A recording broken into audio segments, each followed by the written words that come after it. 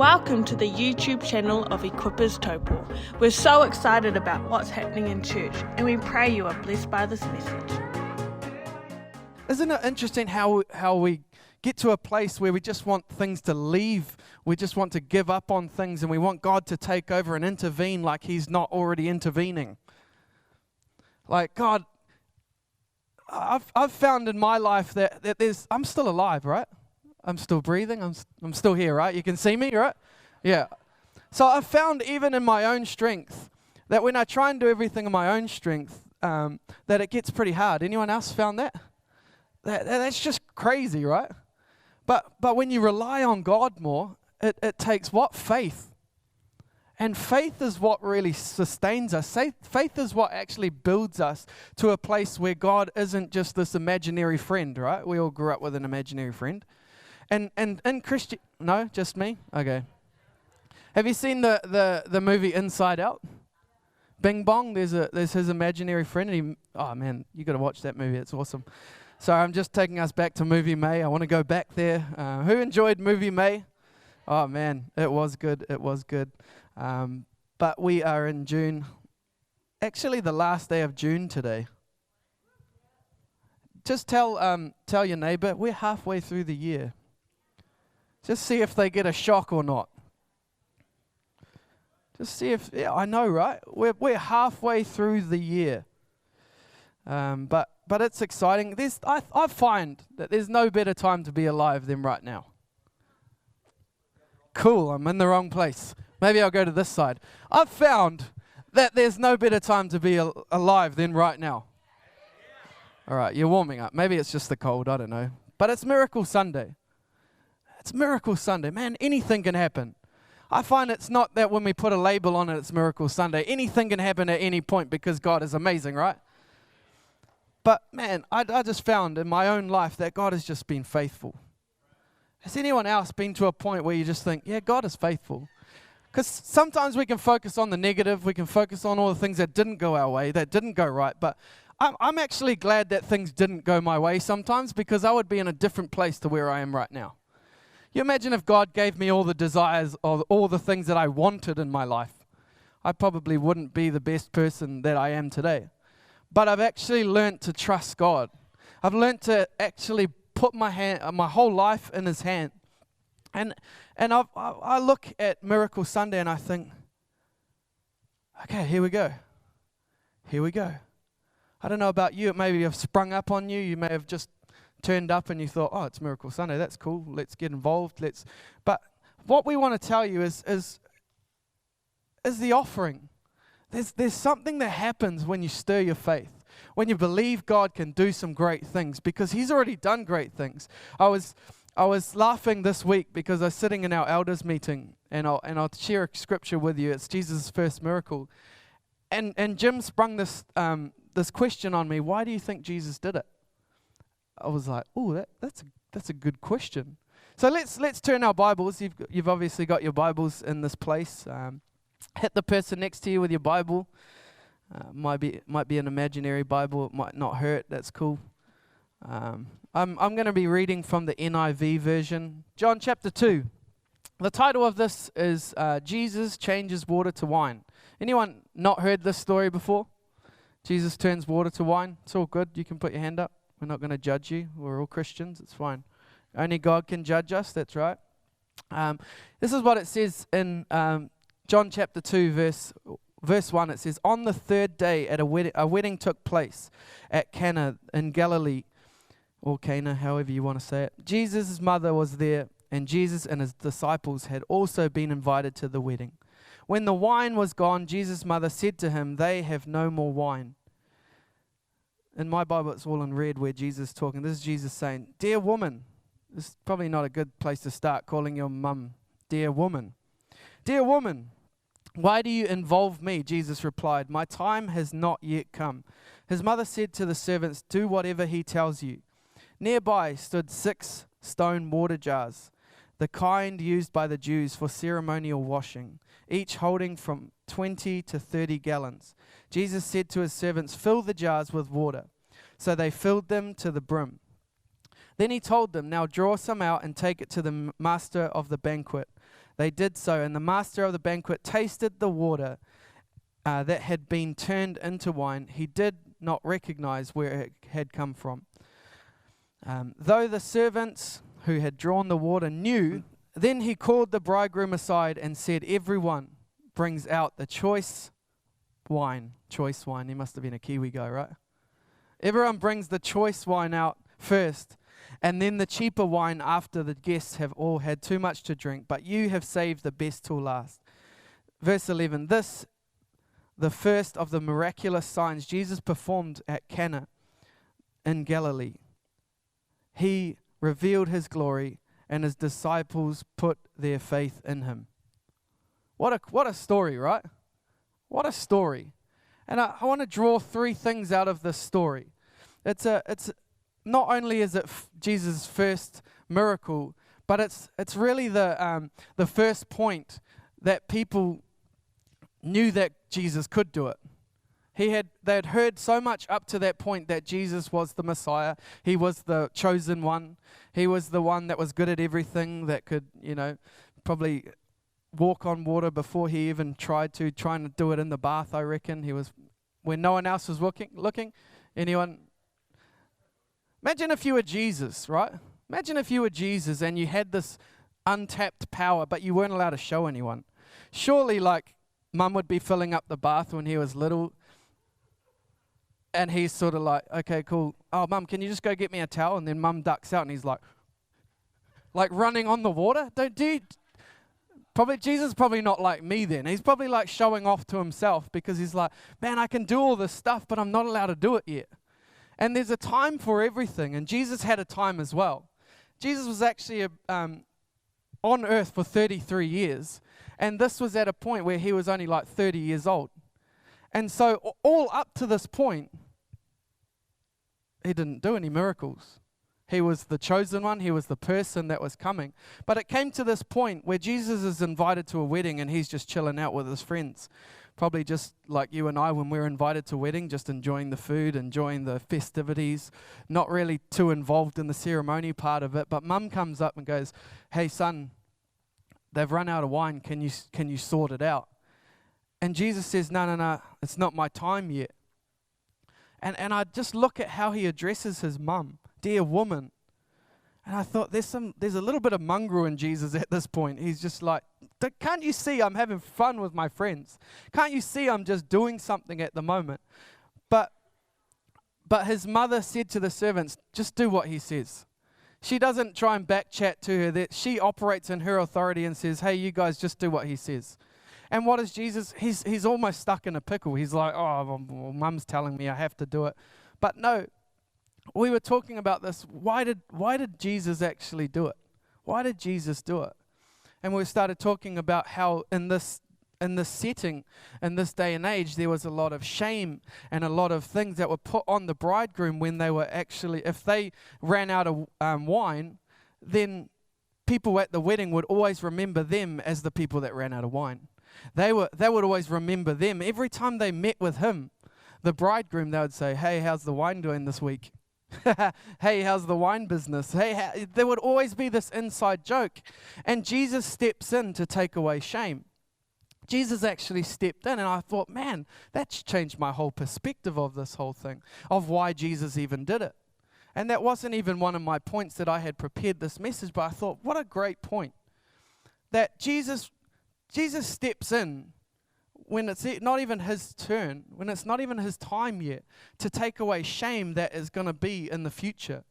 And so before you even get anywhere, the shame that you're about to step into is already taken. It's already been taken control of. It's already been taken care of. Because when Jesus steps in, everything changes. And so we look at this scripture, and there's three things that I want to pull out of this thing for us today. Is number one, when Jesus says it, do it. When Jesus says something, do it. Not when Carl says it, do it. When we look at miracle offering, don't Don't do it because we've set it up. No, do it because we're believing God's going to speak to us all individually. And as we are obedient to His word, as we're obedient to God, then that's where miracles start to take place. That's where, not because I'm twisting your arm to do something. No, we're believing for things as well.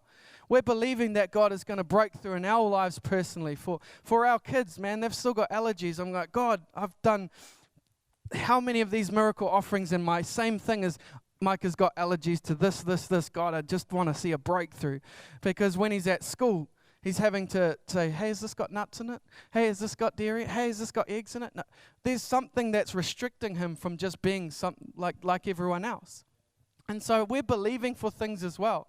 And so I look at this, and point number one is when Jesus says it, do it.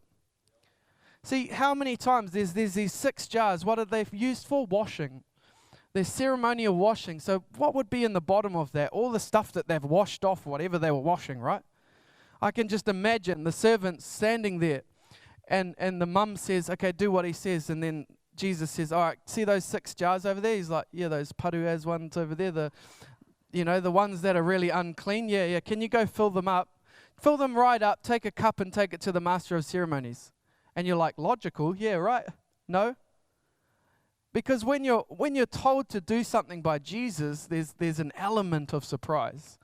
There's an element of faith that rises up within us that says, okay, if the mum had told me to go fill it up, I don't know if it would have worked. But she says, do whatever he says. Do whatever Jesus tells you to do. And so as Christians, we've got to be so in tune with Jesus, so in tune with the voice of God, that we just can hear what He's telling us to do. When you're at work and someone's having a bad day and the Holy Spirit whispers to you and says, hey, just go and give them a hug. Do something, not a hug if they're not a huggy person. But, when Jesus speaks, when God speaks to us, if we're obedient, then things start to happen. Things actually take place. And so the servants, they take these jars and they fill them right up. And they get a cup. And I bet that the servant that grabbed the cup is still looking at it and thinking, there's still water in here. He knows that, right? This is still water. And it's paru water, remember? It's not good water. And I'm taking it to the guy who's going to be impressed with this. Have you ever been in a situation where Jesus tells you to do something and you're looking at the situation going, it's not working. I don't know if it's going to work, Jesus. Have you ever been there? I think that's my life at the moment. I'm just walking that at the moment going, I don't know if it's going to work, Jesus, but hey, what do we need to do? Give it a go. If Jesus said it, then do it. If Jesus said it, then do it. Not if I say it, not if the elders say it, not if anyone in here tells you other than God. Because that's when things start to happen. Last week I talked about the authority that we have, that we need to tap into that authority, that we are sons and daughters of the Most High God. We aren't servants in the house, even though today I want you to become a servant. Okay? We need to put our feet in the shoes of the servant at the moment. And just to the point of saying, God, whatever you ask me to do, I'm going to do. Whatever I look like, whatever it's going to cost me, whatever time, money, sweat, blood, tears, whatever it's going to cost me, am I prepared to do what you ask me to do? Jesus himself listened to the voice and obeyed God so much to the point of death. He got to a point where he said, God, take this cup from me. I don't know if I can do it. When God says, hey, I need you to go onto the cross and die for everyone's sin. Jesus himself was at a place where he had to listen to God over his own fleshly desires, over his own human nature. And it's the same for us every day. We need to, when Jesus says it, we need to do it, right? Easy, eh? Number 1, check. Yep, got that one done. Yep. Listen, man, firstly, we need to tune into his voice. Sometimes we're listening to old school radios and we're trying to tune to try and find the voice of God, and all it sounds like is static. But when you get it, it's like, wow, I can hear it. And what does it mean? It means spending time in His presence. Worshipping not just 2 hours on a Sunday. Worshipping, playing music in your car. Worship music that takes you to that place where you can tune into His presence, when you can tune into His Spirit. Because without that, what did we talk about last week? That we're just a resounding gong or a noise. We're just that, what I talked about last week for those who are here. That's all we are. But when we actually tune into God's voice and when He says it, we need to do it. It's different when He says it. See, I've found in these moments when Jesus says, hey, just fill those jars up, sometimes as a servant I go, cool, go on then. Like I'm telling Jesus, go on then. And He says, no, you go on then. Like it's your move. And I'm saying, no, you go fill them up to Jesus. Have you ever found yourself in that place? Where Jesus is telling you to do something. When we say, God, I hear what you're saying, but can you do it? Like it's just easier if you do it. It's easier for me. It's more convenient for me. Rather than going, oh, okay, I'll just do what you're saying. How many know we're going to do what He says anyway? At the end of the day, we're going to do what He says. Whether we do everything like Jonah and run away for how many times and then God actually pulls them back on the right track anyway. But sometimes as a servant I can go, oh yeah, I hear what you're saying, Jesus, but can you do it? And too often we're waiting for God. We're waiting for God to do something that we were meant to actually step out in faith on our own, on a word from Him anyway. I was going to say in our own strength, but it's not in our own strength. So when Jesus says something, do it. When Jesus says something, do it. Second thing we want to pull out of this is the actual jars. What's the representation of the jars? That God can use anything. That He didn't go and buy something at an antique store that was full of gold and perfect so that He can finally fill that up and turn the water to wine. No, what did He use? Something really useless. Well, it's useful for washing, but other than that, it wasn't good for turning water to wine. He didn't find the best thing he could find. He actually just found something that was close. Something that was close to the servants as well. To point the picture that the servants had what they needed to see the miracle take place. See, you have what you need. You've got what it takes to listen to God, do what He says, and be a part of the miracle. To be a part of what's going on. And see, the vessel, it was common, it was unclean, they were just washing jars.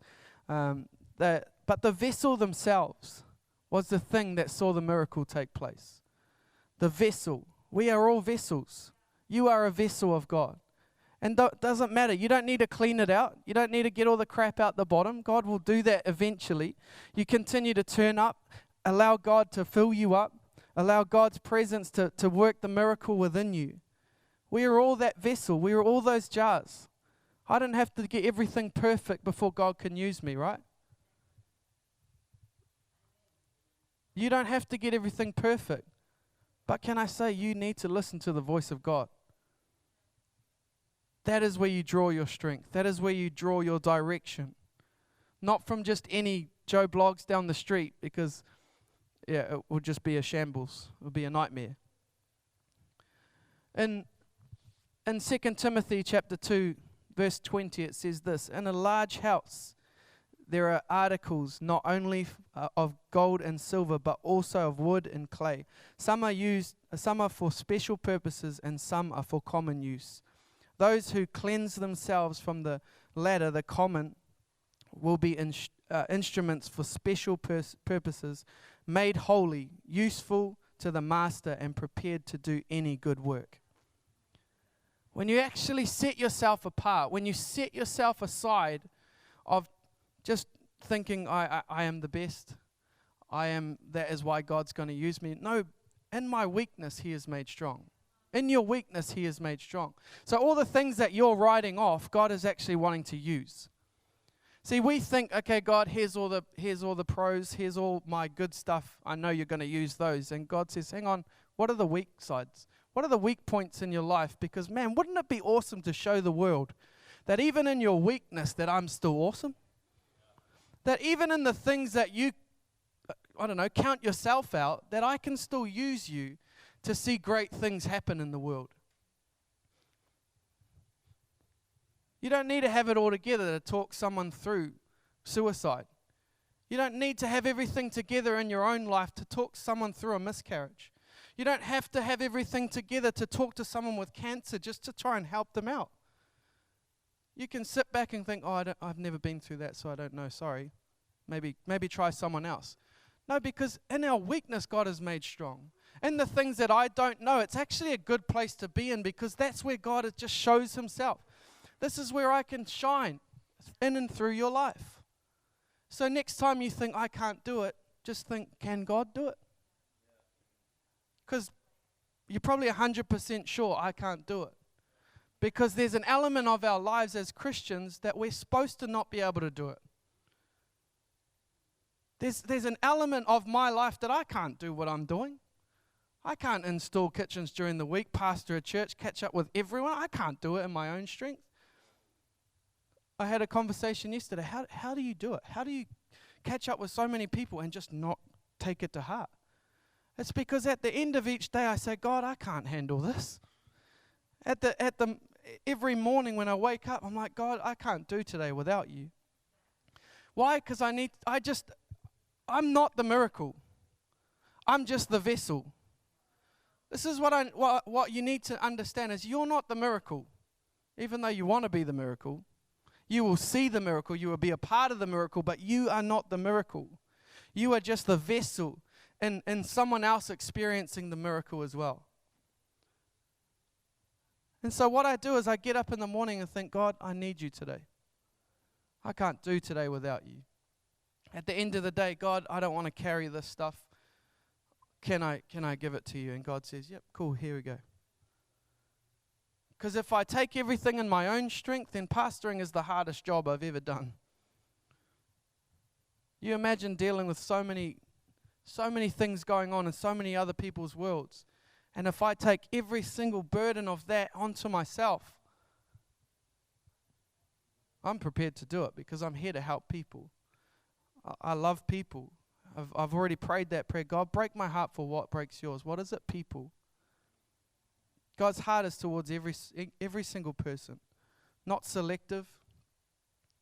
But we are just the vessels.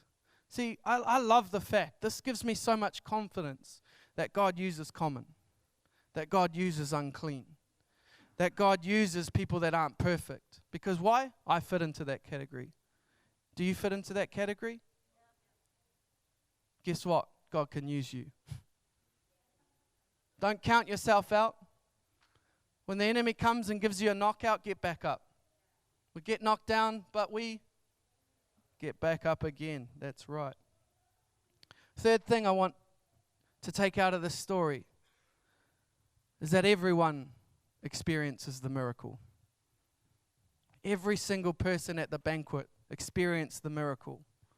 Wasn't just the servants, wasn't the people that saw the miracle happen. You imagine people on table 5. It's probably the kids' table. The rowdy one in the corner. They didn't care how the wine was produced. Obviously, they're not going to drink because they're the kids. Didn't work, that story. Forget that. Straight over the head. But you imagine. Yeah, now you caught up with me. But those people weren't too concerned about how the miracle was produced, because why? They got to taste it in the end. But it's us. We're the vessels. We produce. We get to see the miracle happen.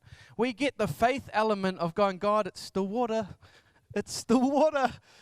And what he was probably looking at as he gave it to the master of ceremony, going, hey, enjoy your water.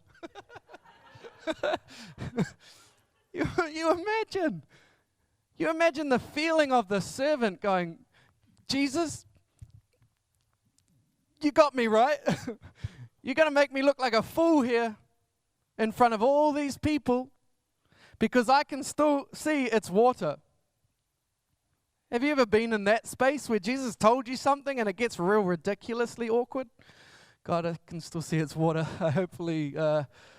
Hopefully you can sort of come through at any point now, because I'm sort of 2 feet away from the master of ceremony, and everyone's going to be like, you bring so much shame onto our house. Why? Because I wasn't the one that was producing the miracle. I was just the carrier of it. I was just the vessel being used to see the miracle take place. And you've got to know there's people in your world that need miracles. They need to experience the miracles that you are carrying right now. Remember, you'll still be walking with the water, thinking, God, it hasn't happened yet. There's plenty of people in our congregation that I'm still believing for complete healing. People that are battling through things that I'm going, God, can you just do it now?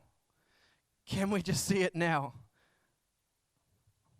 But I'm just the vessel. I'm just the vessel going, God, I can still see water, but I still believe you can turn it into wine. I can still see water as I'm walking up to this giant, but I just trust you that much, God, that you're going to bring it through. Are there any water carriers here? Are you prepared to carry the water? Regardless of what it looks like, because yes, sometimes it's still water. And you've got so much faith, and you're so awesome. Yeah, I'm halfway there, and I just believe God's going to do it. Yeah, I believe it. And then you get a bit closer. I'm not sure if God's going to do it because it's getting a bit too close here, God. There's a bit too close for comfort. And then how many people at that point turn away? Go, sorry, God, I can't do it. And then someone else has to pick up the jar and take it. What if we all just made a decision that we were going to carry this thing no matter what? We were going to be the vessels filled with water that will eventually be turned to wine in God's timing. How crazy. Let me take you back to verse 11. John 2, verse 11. Where are you? Here, this is the first of his miraculous signs Jesus performed. He revealed his glory, and his disciples put their faith in him. It wasn't until after the miracle that the disciples put their faith in him. What? How many of us sit there and wait for a miracle before we believe in God? Wait till we actually see the thing before we sit here and go, I don't know if God can do it, but if I saw it, then yeah, I'll definitely believe. It just took me by surprise that it wasn't till that point that the disciples believed in him. How long had the disciples been with him? Had heard all his parables, heard all his stories, had heard all these things that Jesus was saying just by hanging out with him up to that point, because they all grew up together pretty much. Along the way, people got called with him. People in his town, they knew who Jesus was, they knew who he was called to, but it wasn't until people saw his first miracle that they actually put their faith in him. They believed. And it kind of scares me. See, Pastor Sam on Vision Sunday put this scripture up on the board, 1 Corinthians chapter 16, verse 9. It says there's wide open doors, wide open space. Because a great door for effective work has opened to me, and there are many that oppose me. There's still many that oppose us. But that's not going to stop us stepping into wide open doors, right? Stepping into all that we get to step into in terms of what God is doing for us. And I think, man, God, there's wide open doors in front of us, even though many oppose us. Sometimes we focus too much on the many that oppose us rather than the wide open door. It's the same as when we're filled with water and we're carrying. That's right. Yep, there's wide open doors, wide open doors. Well, many oppose us, many oppose us. What are you focused on? What are you focused on? Don't focus on all those things. Focus on God. Set your attention on God. Because he's on the side like your cheerleader going, come on, woo, you can do it. You can do it. He's probably going, Gabriel, check him out. He's going to do it this time. He chickened out last time, but check it out. We're going to see a miracle today. And then, I can't do it yet, God. And God's like, come on, we were almost there. We were almost there. Remember the wide open spaces? And then I say, no, but remember, God, there's many that oppose. See, it's what I focus on is what I'll start drawing myself to. What I focus on. If I focus on God, I'll start walking towards Him. If I focus on everything else, I'll start walking further away from God. And so it's what we focus on. See, number one, if Jesus said it, then do it. If God says it, then man, go for it. I want a church full of Christians that are listening to the voice of God. That are like Tanya, that have got amazing stories of where they just had such a protection around their farm that flames came up and they just didn't touch them. There's stories of that, but man, what if that was our story? What if that was your story, where you were a vessel filled with water and you got to the point where you could see the wine and it was the best that they'd ever tasted? The best that they had ever seen. See, my mum, she taught me this. Matthew chapter 20, verse 26 says this: if you want to be great in God's kingdom, you need to be the servant of all. No surprises, I'm here today. No surprises why I've got to a point where I just love serving people. It's not that it's one of my top strengths. No, it's because I read stuff like this and it jumps out at me and I think, God, I don't want to be something great. I want to do something great for you. I want to just be amazing in terms of seeing God's work established here. And it's more about what God does rather than me being the great part. It's not about our part as much. We get to be a part of it, don't worry. But that's not the main thing. That's not the main part. It's seeing miracles released. It's seeing provision. It's seeing healing. It's seeing just amazing things happen when we're actually a part of the miracle. And who saw it happen? The servants. The people that were the servants of all. The people that were ready to serve their city. The people that were ready to serve their community, to serve. If you want to be great in God's kingdom, you've got to be the servant of all. Easy, right? Yeah, we got it on lock. It's all good.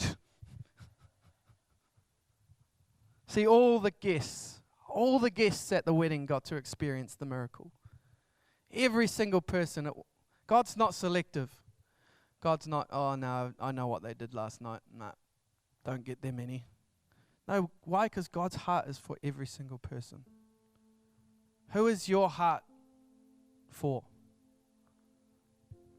What has God created you for? What are you believing for? What could we as a church stand with you and believe for? Because Miracle Sunday is not just, hey, let's write something down and I'm on my own trying to believe this from God. No, this is a whole heap of people gathering together saying, God, man, we want to see something great in our city. We want to see an impact happen. We want to carry the water and scoop out a bit and then take it to our community and say, God, we're believing so much in you that we can see the miracle take place. We can see things take place, and it's not about us. It's not about what is inside me. It's about going, God, because you're saying it and I'm obeying, we're going to see miracles. Because I've heard your voice and you're saying do this and I'm doing it, nothing's going to stop us. The kingdom of heaven is advancing. You either get left behind or you're on the front line. There's no in between.